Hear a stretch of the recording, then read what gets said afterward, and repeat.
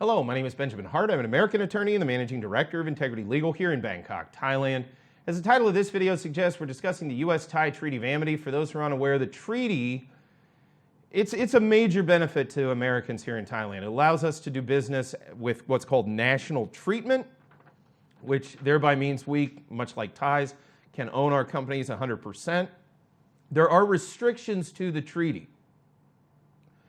Not all business activity can be performed per the treaty. So it's not complete equality with Thais, but it's pretty darn close, and there's really no other nationality really has this benefit.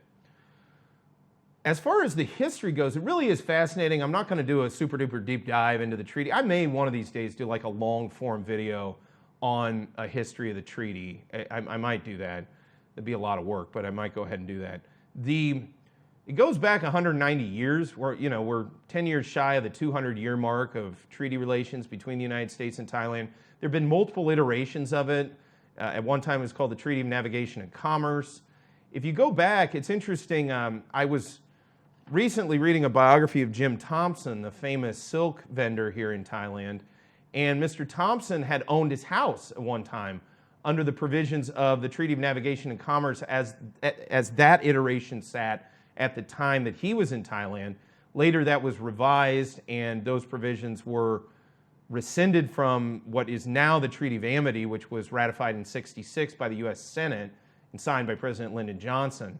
But there was a time, again, Jim Thompson owned his house because at that iteration the treaty allowed it. There was a reciprocity agreement under that iteration of the treaty. But these days, there's a major benefit to Americans under the treaty of being able to own our own companies. I myself set up out here initially utilizing treaty protections.